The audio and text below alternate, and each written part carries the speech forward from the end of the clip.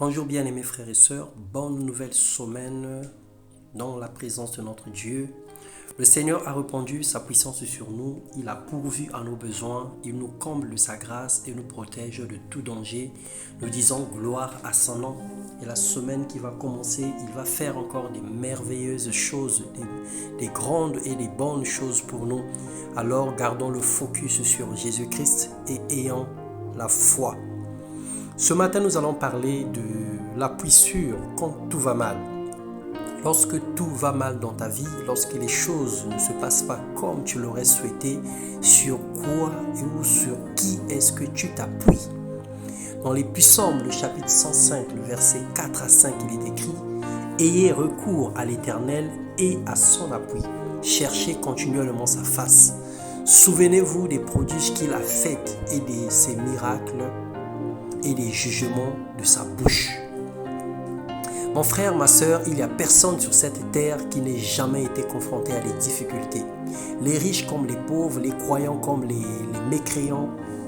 Mais la seule différence réside dans la façon dont nous cherchons de l'aide ou espérons trouver la solution lorsque nous sommes en difficulté. Proverbe, le chapitre 3, le verset 5 et 6, il est écrit « Confie-toi en l'Éternel de tout ton cœur et ne t'appuie pas sur ta sagesse. Reconnais-le dans toutes tes voies et il aplanira tes sentiers. » Lorsque les autres s'appuieront sur leur économie, leur sagesse, leurs relations, leur famille et autres, un véritable disciple de Christ lèvera les yeux vers les montagnes d'où son secours est disponible.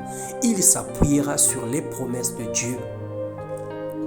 Nous perdons lamentablement parce que nous voulons faire comme les autres. Nous nous confions dans notre propre sagesse ou effort personnel.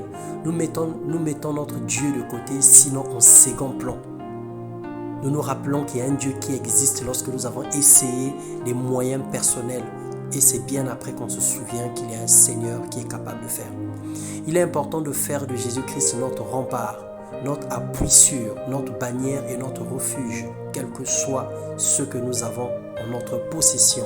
Même quand nous avons des moyens, mettons d'abord Dieu en premier. Recommandons d'abord la situation à Dieu avant de pouvoir utiliser tous les moyens que nous avons. Il n'y a rien qui soit impossible à lui. Il sait pertinemment que le fait d'être avec lui, le diable nous combat. Alors il a mis à notre disposition plusieurs solutions pour nous soutenir. Aimer la compagnie de Dieu et sa présence nous donne une assurance sans pareil. Il n'est pas dit que nous n'aurons jamais des difficultés, non. Mais dans la douleur, il est notre solution, la réponse à nos questions.